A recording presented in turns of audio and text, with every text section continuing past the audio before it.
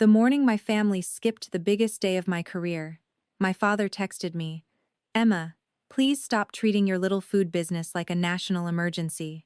3 hours later, my mother posted a photograph from a golf resort in South Carolina with my older brother, all four of them holding champagne beneath the caption, "Family shows up when it matters." I was standing inside the commercial kitchen I had spent 8 years building, wearing an apron stained with tomato sauce because one of our new ovens had failed 10 minutes before the ribbon cutting. 3 chairs in the front row had reserved cards with my parents' names and my brother's name printed across them. Nobody sat there.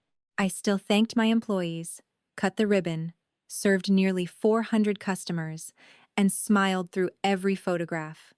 Then I went home, opened my banking app, and canceled the $1,700 payment I had quietly sent toward my parents' mortgage every month for almost 3 years.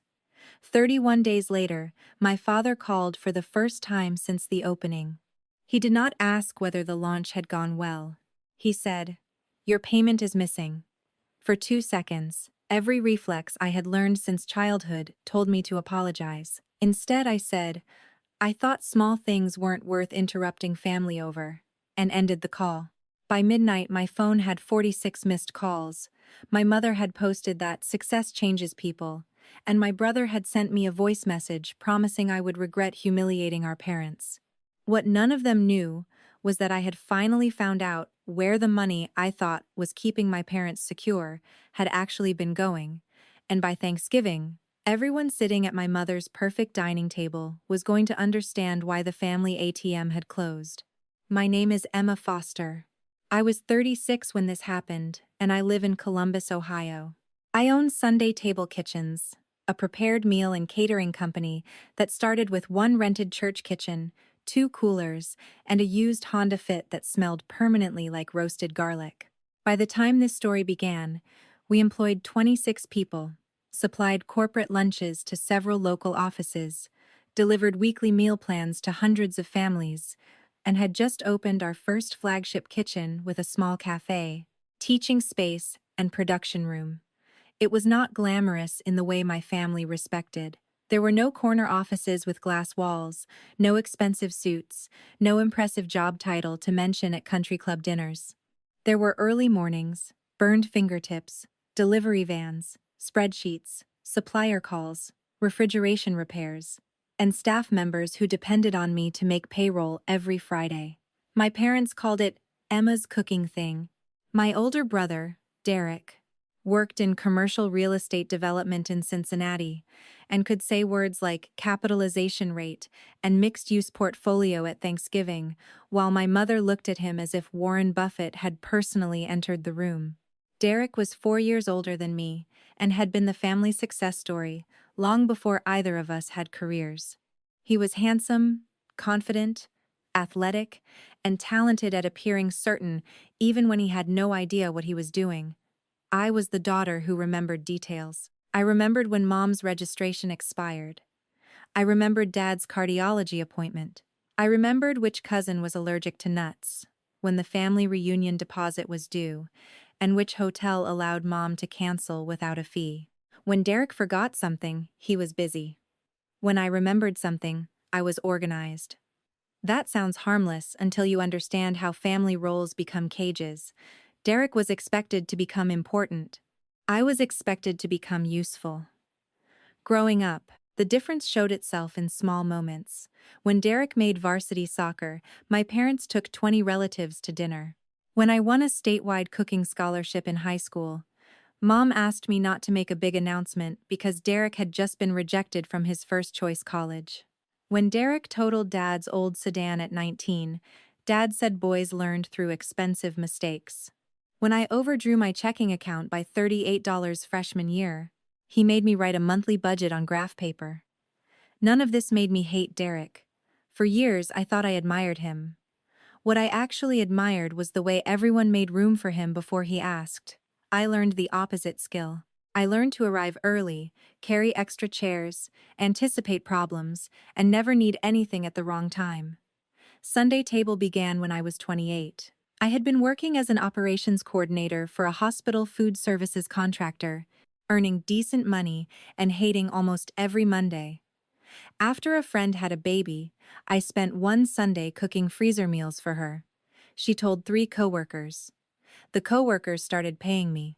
Within 6 months, I was cooking after work 4 nights a week. I rented a church kitchen on weekends. I made lasagna, chicken pot pie, soups, breakfast burritos, and the kind of food tired people wanted to believe somebody's mother had cooked. My parents treated the business like a charming phase. At least if it fails, you'll have a freezer full of food, Dad joked. Derek told me scaling food production was brutal and asked whether I had considered a real business with margins. 2 years later, I left my salaried job, Mom cried. Not because she was worried I would struggle. She said, I just hate telling people my daughter quit a hospital job to sell casseroles. I still remember laughing because I thought she was kidding. She was not. Sunday table grew slowly. I leased a small storefront, then a second kitchen. I hired cooks, delivery drivers, and an operations manager named Tasha Reed, who had more common sense than most executives I had met.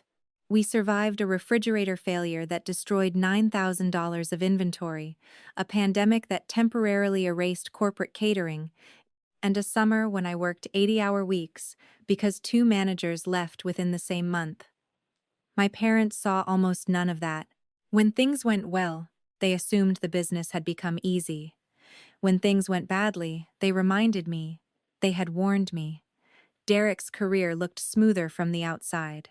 He moved into development, married a woman named Brooke who taught Pilates and ran a polished lifestyle account online, bought a house in an expensive Cincinnati suburb, and became the father of 2 beautiful girls my parents adored. He also spent money, as if tomorrow had agreed to cooperate.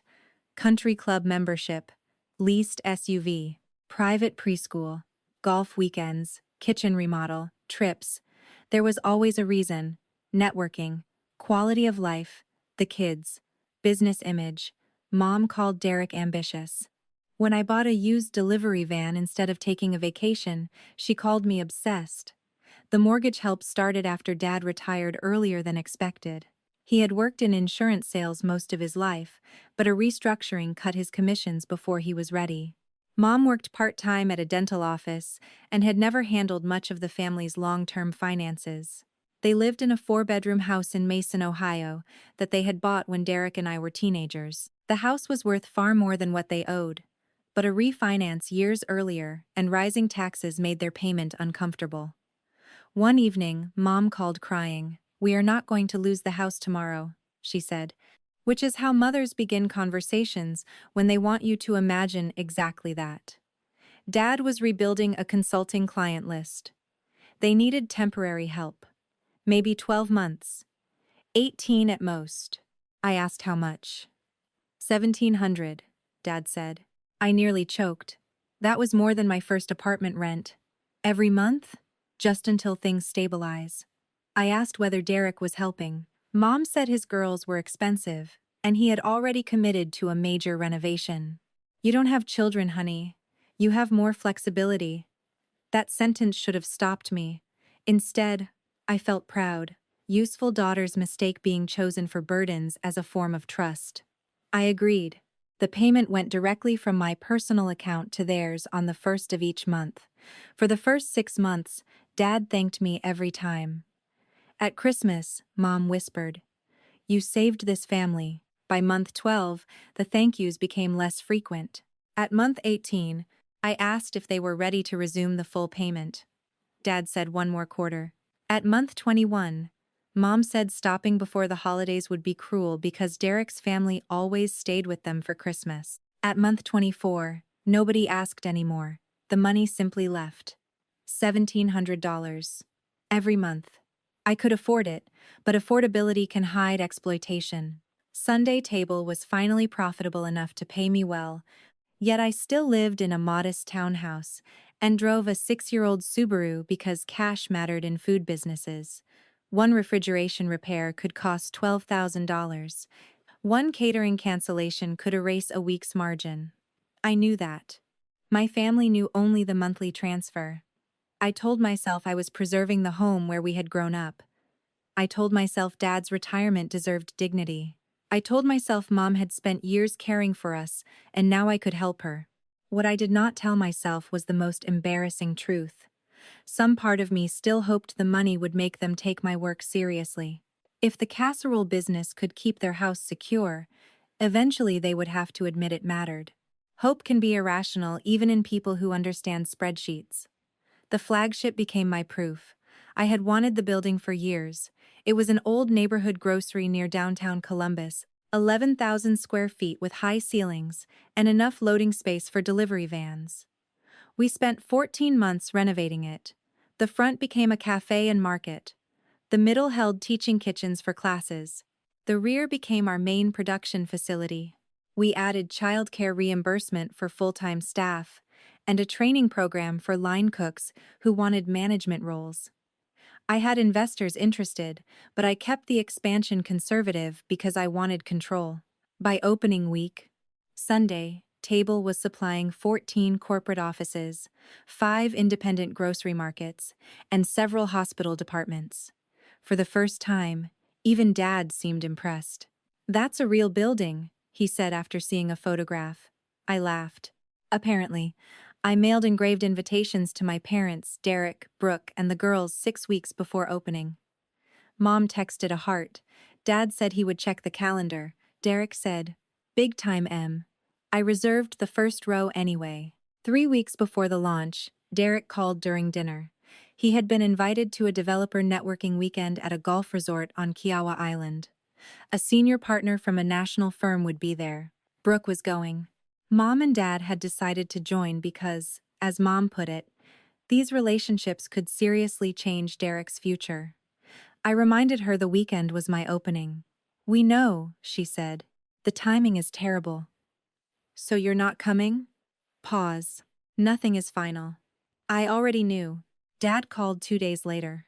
"Sweetheart, your place is going to open whether we are standing there or not. Derek's situation is different. This weekend could determine whether he gets access to a major project. My launch determines whether 26 employees have a good year. You know what I mean." "No, actually."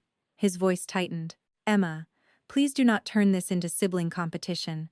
That was our family's favorite trick. Favor Derek." Then accuse me of competing when I noticed. I said, "Okay." On opening morning, I woke at 4. By 5:30, we were testing the new convection line. At 6:12, one oven began throwing an error code. At 6:20, a delivery arrived missing 30 pounds of chicken. At 6:31, my father's text appeared. "It's a nice milestone, but please stop acting like a small food business opening is a national event. We are handling something important for Derek. Enjoy your day." I stared at the words until Tasha asked whether I was okay. Then the bag of coffee beans I was carrying slipped from my hand and scattered across the floor. Hundreds of green beans rolled beneath stainless tables. I knelt and started gathering them one handful at a time. Tasha crouched beside me. "Want me to murder anybody?" "Not before 7. After 7? We'll revisit." She did not ask what happened. That was kindness too. The opening was better than I dreamed. More than 300 people came before lunch.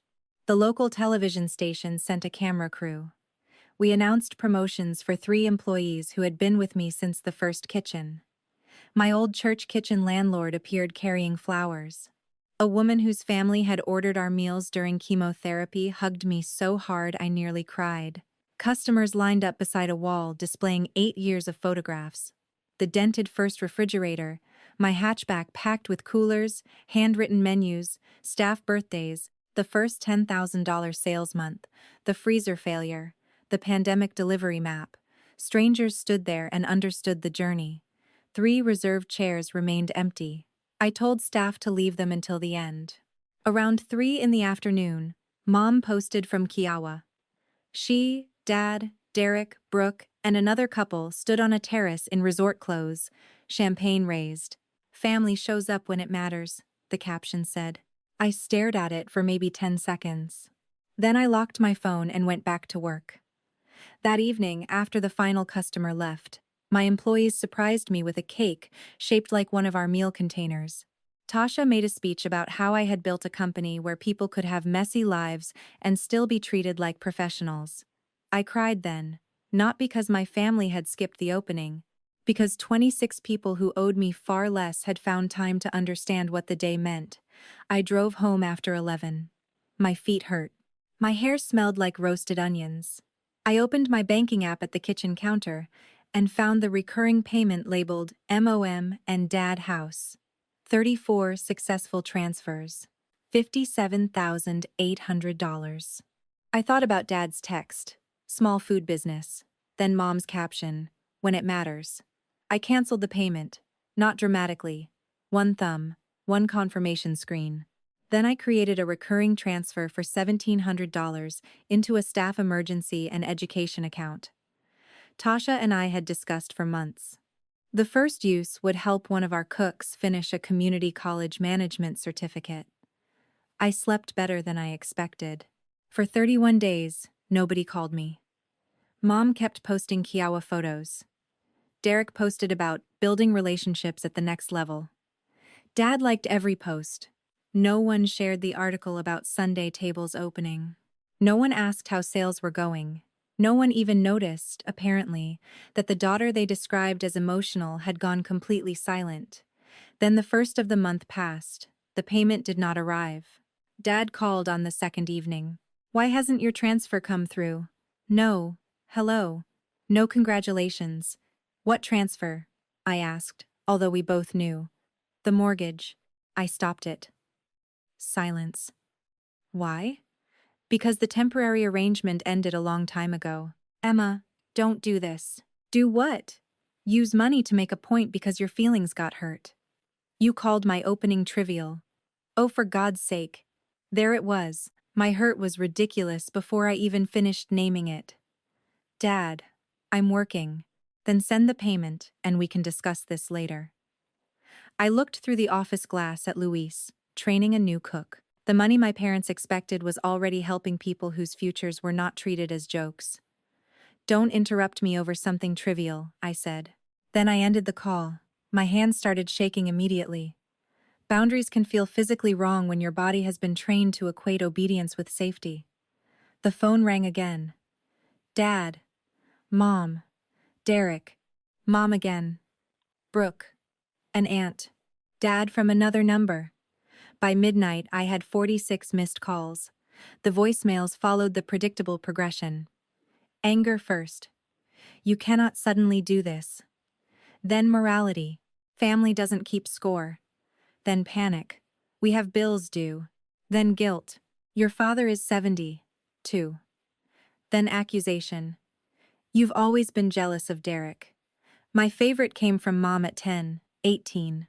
"I cannot believe a successful woman would destroy her parents over one missed ribbon cutting." One missed ribbon cutting. I listened twice because reducing things was her specialty. Then Derek called from a blocked number. "What the hell are you doing?" "Going home soon. Mom is losing it. Dad says their account is already short." "Then they should adjust." "You have money. So do you." "I have 2 kids. And I have 26 employees." He laughed. "Come on, Emma. Don't compare your staff to actual family." "Interesting." "What?" "Nothing. Listen, I know Dad's text was harsh, but that launch was one Saturday. You're going to blow up everybody's life because we missed a Saturday? Nobody's life should depend on $1,700 from a person whose work you consider small." He became quiet, then cold. "You want respect? Fine. Congratulations on the kitchen. Now stop punishing Mom." "No." "You're serious?" "Very. You will regret making enemies inside your own family." He hung up. I expected the calls to continue. Instead, Mom started the public version. At 7 the next morning, she posted a photograph of my parents' house beneath the caption, "Some children forget who built the home they return to once success gives them options." No name. No details. Relatives understood. Aunt Carol commented, "Praying hearts soften." A cousin wrote, "Nothing sadder than money changing someone." Nobody asked why a supposedly wealthy daughter had been covering the mortgage of 2 adults who still drove nice cars and belonged to a country club. I did not respond. Then Brooke texted me privately. I think you need to know something before Thanksgiving. I almost ignored it. Brooke and I had never been close. She was nice enough, but she lived comfortably inside Derek's version of the family, which required me to be overly sensitive and financially lucky. Her next message stopped me. Your parents have been helping us financially for almost 2 years. Derek told me the money came from Dad's consulting work. I just found out that might not be true. I called her. Brooke sounded embarrassed. I'm not trying to cause problems. How much have they given you? I don't know exactly. Estimate. Long pause. Maybe 40,000? My stomach turned. For what? Preschool. Some of the kitchen renovation. The club initiation last year. They paid part of the Kiowa trip because Derek said it was business development. I sat down. They've been telling me they need mortgage help because Dad's income never recovered. Brooke was silent. Oh. Did Derek know I was paying? I thought everyone knew. That sentence told me everything. She continued carefully. Your mom has said more than once that you're happy to help because you don't have children, and Sunday Table is doing really well. Happy to help. My parents had transformed my temporary rescue into a family subsidy and then redirected their own cash toward the favored son. I thanked Brooke. Please don't involve me in whatever happens between you and Derek. I won't. And don't tell him we spoke. I already asked him about it. Of course she had. Derek called 6 minutes later. You're talking to my wife about our finances now? She called me. You have no right. How much of Mom and Dad's money have you taken while I've been covering their mortgage? It's not your money once you give it away. I didn't give it to you. No, you helped Mom and Dad. They helped us. That's what families do. Why didn't anyone tell me? Because you make everything emotional. I laughed. That's convenient. Emma, you're 36, single, no kids, and your company is finally doing well. What exactly were you planning to spend all of it on? I stopped breathing for a second, not from hurt, from clarity. There it is. What? The math. What math? The reason everybody decided my money was available. You think because I don't have children, my life has less claim on what I earn. I didn't say that. You literally just did, he groaned. This is why nobody tells you anything. Good. Stop. I ended the call. The following week, my father came to Columbus unannounced. Tasha saw him in the cafe before I did. He had never visited the flagship. Not opening day. Not before. He finally walked through the door because the payment stopped. I met him at a small table near the teaching kitchen. He looked older than he had at Christmas. Nice place, he said. Thanks. He glanced around. Bigger than I thought. The compliment arrived 2 months too late, and with an invoice attached. Why are you here? He looked offended. To see my daughter. What do you need? Emma. Dad. He sighed. Fine. We need to figure— Not Manny. We need to figure out the mortgage arrangement.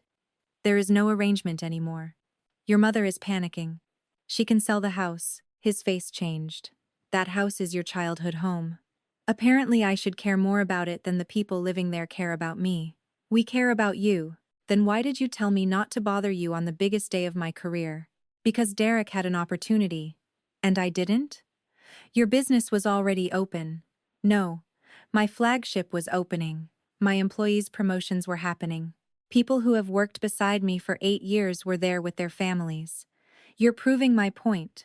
You always turn things into emotional symbolism. I stared at him. Why are you giving Derek money? His face went completely still. What? Preschool, kitchen remodel, country club, Kiowa. Brooke had no business.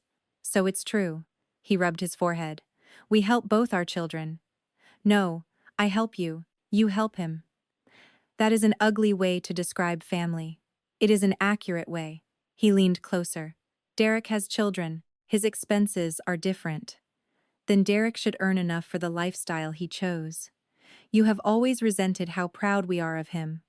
I resent being asked to fund the pride. Dad stood. You've changed. That sentence should have hurt. Instead, it sounded like progress. Yes. Your mother was right. Money has made you hard. No. Money made it possible for me to stop being scared of disappointing you. His face softened briefly. Emma, if we lose the house, you won't be homeless. Sell it. Downsize. Cancel the club. Sell one car. Stop paying Derek's bills. You want us to destroy everything we worked for? I want you to pay for the life you choose. He left without ordering anything. That night, Mom posted another photograph from the house. Thanksgiving decorations covered the dining table. The caption read, "Some traditions are worth fighting for." 2 days later, she invited me to Thanksgiving. I laughed when the text arrived. Your father says things got heated. Come home. No money talk. Let's just be family. I almost declined. Tasha asked why I was even considering it. Because if I don't go, Mom will tell everyone I abandoned them, Tasha said. And if you go, she'll probably tell everyone I ruined Thanksgiving. Then pick the story you can live with. I went. Not because I wanted reconciliation, because I wanted one conversation where everybody who had benefited from the arrangement sat at the same table. Mom's house looked perfect. Garland on the mantel. Candles, matching napkins. The same framed photographs from childhood. Derek's family arrived first. His daughters ran to hug me, which reminded me that children should never become collateral in adult conflict. Brooke looked nervous. Derek barely acknowledged me. Dad carved the turkey. Mom moved around the room performing normalcy so aggressively it became threatening. Before dinner, she insisted on a family photograph. Everybody together. I stood at one end beside Brooke. Mom looked at the image and said, Emma, move closer. It looks like there's a gap. I almost laughed at the symbolism. I'm fine here. Dinner began politely. Dad asked about Sunday table for the first time in years. How many locations now? 3 retail sites plus the production kitchen. 26 employees? 28 now. Mom said. See, we are proud of you. I looked at her. Since when? She froze. Don't start. You brought it up. I'm trying. Then try honestly. Derek put down his fork. Can we eat one meal without making Emma's feelings the main course? Brooke whispered. Derek. I looked at him. Absolutely. Let's talk about money instead. That's what everyone called 46 times about. Mom's face tightened. We agreed no money talk. You agreed. I didn't. Dad said my name like a warning. I reached into my purse and placed 3 things on the table. The first was the reserved name badge from my opening with Patricia Foster printed in gold. The second said Dennis Foster. The third said Derek Foster. I had kept them in my office drawer without knowing why. These were your seats. Nobody spoke. Then I placed a printout of Mom's Kiowa post beside them. Family shows up when it matters. I'm not angry because you took a trip, I said. I'm angry because you made a choice, insulted what I built, then expected what I built to keep paying for your life. Mom started crying immediately. We made one mistake. No, the trip was one choice. The money is a pattern. I looked at Derek. How much have Mom and Dad given you in the last 2 years? That is private. Then my payments were private too. Somehow everybody knew about them. Dad said, Emma, enough. Brooke spoke quietly. Around 43,000. Derek turned on her. What are you doing? Telling the truth? In front of my kids? They are coloring in the living room. This is exactly why family finances stay private. I almost laughed. Only the parts where you receive money, Mom said. We were helping our grandchildren. With a kitchen remodel? The old kitchen was falling apart. Brooke shook her head. It wasn't. Derek stared at her. Whose side are you on? The to-do sister knew she was paying your parents' mortgage. The table went silent. Derek pushed back his chair. Fine. You want the truth? Yes, they helped. They wanted to. You're acting like we stole from you. I never said steal. That's exactly what you're implying. I'm saying I was told Mom and Dad needed $1,700 a month to keep their house secure. While I paid, they spent thousands helping you maintain a lifestyle you could not fully afford. I have children. You keep saying that like having children transfers financial responsibility to your sister. Mom said, You have more disposable income. I turned to her. Do you know what my income is? No. Do you know what Sunday table's refrigeration reserve is? No. Payroll? No. Health insurance cost? No. What my apartment costs? No. What I save for retirement? Silence. Then how did you decide my money was disposable? She stared at me. Because you always seemed fine. There it was. The family creed. Fine people can be used indefinitely. I leaned back. I seemed fine because whenever I struggled, you reminded me someone else needed more. Dad said, "We're not villains." I didn't call you villains. Then what do you want? Nothing. That confused them more than anger would have. I'm not restarting the payment. I'm not paying for your house. I'm not helping Derek. I'm not fixing family travel. I'm not covering emergencies created by choices nobody discussed with me. Mom cried harder. So this is it? You're cutting us off? Financially, yes. Over an opening? No, because the opening finally taught me something. Derek laughed bitterly. Here comes the speech. I looked at him.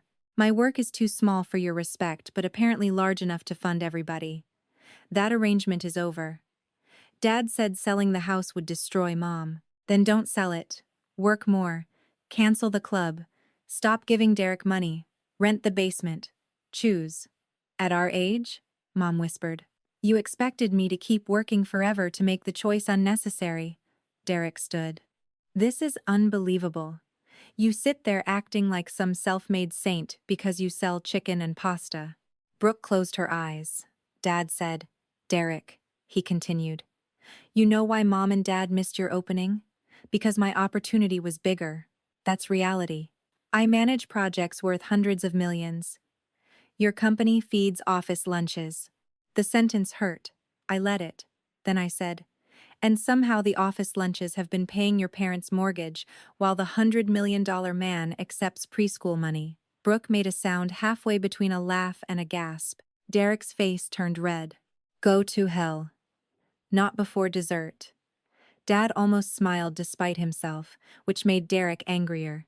He grabbed his coat and left. Brooke stayed with the girls.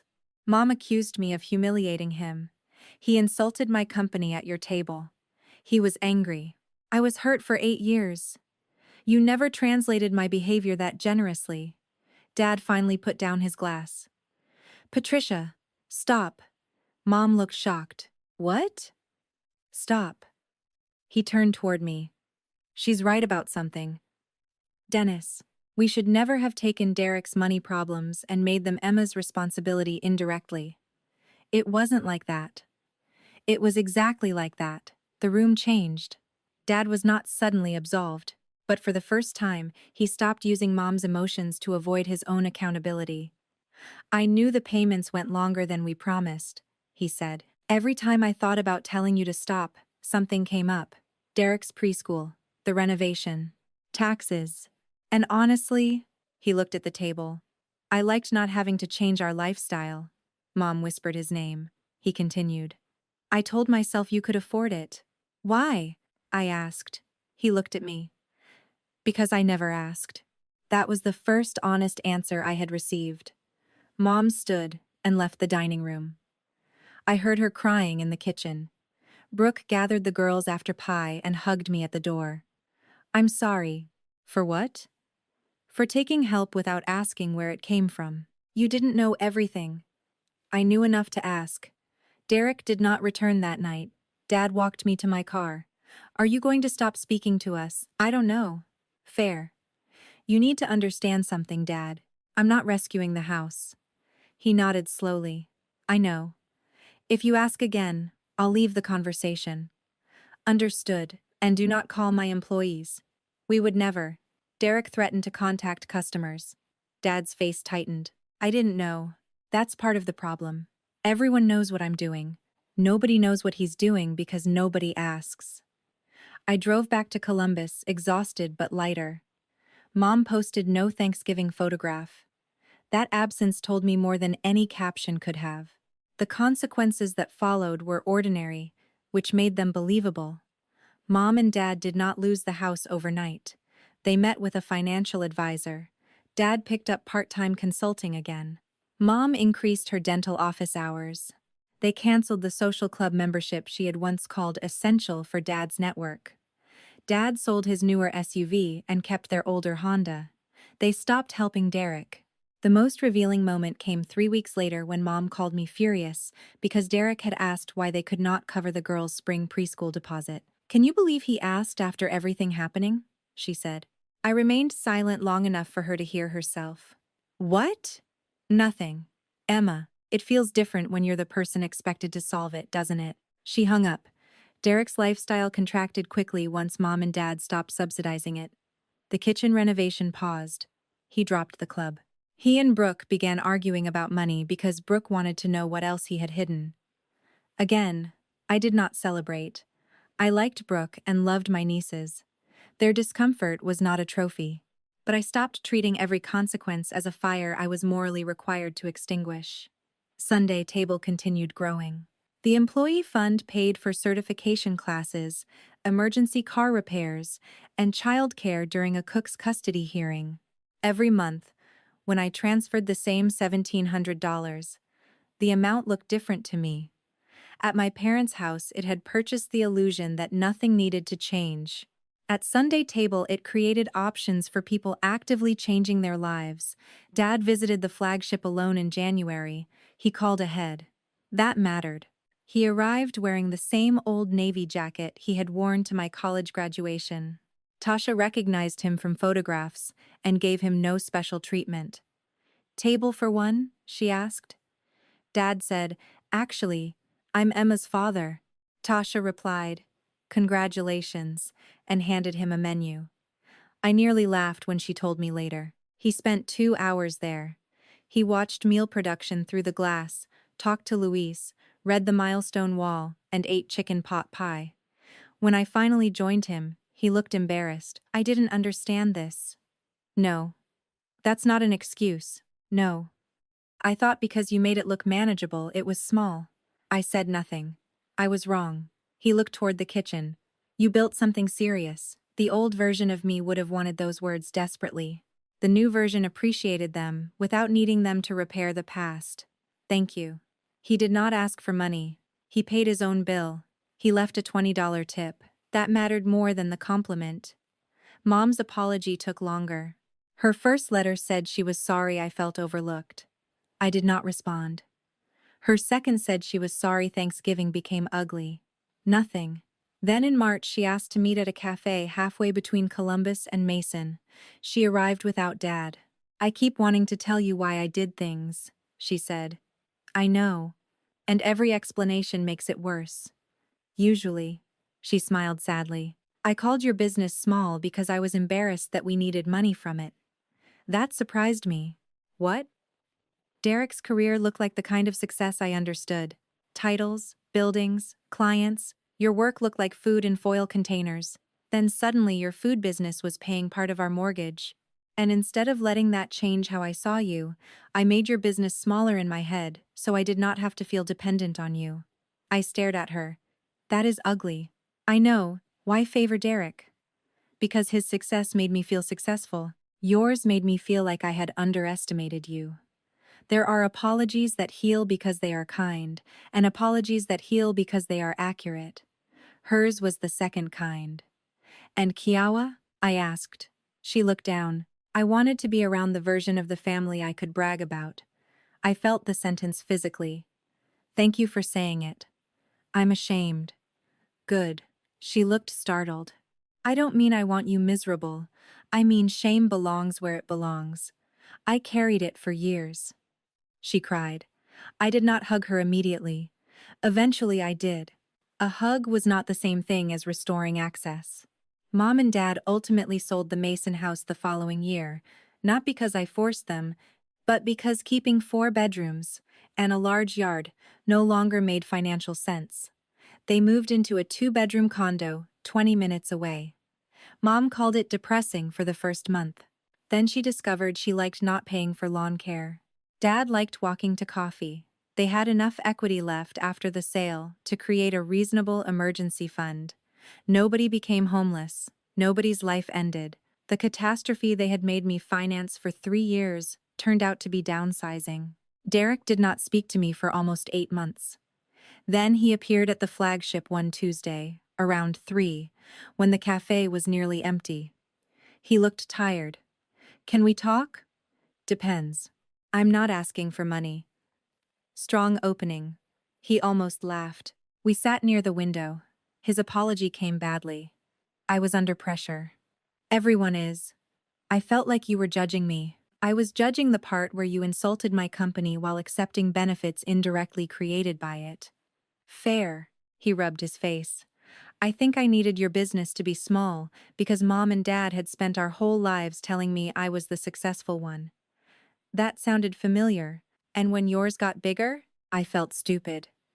"So you treated me worse." "Yeah. That's very emotionally mature." "I've had 8 months." He told me he and Brooke had started counseling. They had sold the leased SUV and bought a used one. He was still doing well professionally but admitted lifestyle creep had eaten almost everything. I kept thinking the next bonus would fix it. "That's a family tradition, apparently." He looked around the cafe. "This place is great, by the way." "Thanks. I'm sorry I called it chicken and pasta. We also do salmon." He laughed. "I did too. We did not become close instantly. We still are not especially close. But the relationship stopped being a competition someone else scored." "My nieces visit sometimes. I never discuss money with them. Mom now asks about Sunday table because she is curious, not because a payment depends on it. Dad knows the names of several employees. He even attended our 9th anniversary celebration and sat in the 3rd row because the front was reserved for staff families. Nobody died. The world did not tilt off its axis. My parents sat exactly where guests sat and were grateful to be invited. I used to think the satisfying ending would be watching everyone who dismissed me lose everything. It wasn't. The satisfying ending was discovering that when I stopped paying to preserve the family hierarchy, people either adapted or revealed that the hierarchy mattered more than the relationship. My parents adapted slowly. Derek adapted painfully. Some relatives disappeared because they preferred Mom's original story about the selfish daughter. That was fine. I no longer needed a jury. The biggest change happened inside me. I stopped translating disrespect into responsibility. If Mom forgot a reservation, I did not fix it automatically. If Dad needed technology help, he asked instead of assuming. If Derek had an emergency, he called his wife, his accountant, his own bank before calling his sister. I still helped sometimes. Generosity did not disappear. Obligation did. There is a difference. Sunday Table's flagship now has a framed photograph from opening day near the staff entrance. You can see me holding giant ceremonial scissors while 26 employees crowd around laughing. At the edge of the frame are 3 empty chairs. For months I considered cropping them out. Tasha told me not to. "They're part of the story," she said. She was right. Those empty chairs taught me something years of therapy language posts about self-worth never had. Being excluded hurts. But sometimes the empty chair also shows you where you should stop saving seats. I spent most of my life hoping my family would finally decide I mattered as much as Derek. That was the wrong goal. Self-worth is not getting promoted inside somebody else's ranking system. It is refusing to participate in the ranking at all. My work did not become important when my father finally walked through the flagship. It was important when I was cooking out of a church kitchen at midnight. My life did not become valuable when my mother apologized. It was valuable when she was calling it small. My money was never proof that I owed more to the people who respected me less. And being child-free did not make my time, savings, dreams, or future community property. Today, the $1,700 that once left my account for my parents' mortgage still transfers every month, but now it goes to the Sunday Table Growth Fund. Some months it pays for employee training. Some months it sits untouched. Last year, part of it helped a single father on our prep team replace a transmission so he could keep getting to work. He came into my office after receiving the assistance and said, I don't know how I'll ever repay you. I told him. You don't. Just keep moving forward. Saying those words made me realize how differently generosity feels when it is offered freely instead of extracted through guilt. My parents gave me many things growing up: food, education, birthdays, a safe home, opportunities. I am grateful for those things. Gratitude does not require lifelong financial obedience. Derek is my brother. I love him. Love does not require pretending his choices deserve more protection than mine. My mother hurt me and later changed. Forgiveness did not mean restoring automatic payments. My father apologized. That did not give him a vote in my business. Boundaries did not destroy my family. They forced our relationships to survive without the money and labor that had been disguising their weaknesses. Some survived. Some changed shape. And I finally stopped auditioning for the role of daughter in a family where I had already spent 36 years doing the work. So tell me honestly, if your parents called the company you built trivial, skipped your biggest career milestone to support the favored sibling, then expected you to keep paying their mortgage while they secretly used their own money to subsidize that same sibling's lifestyle, would sincere apologies ever convince you to help financially again, or would that account stay closed forever?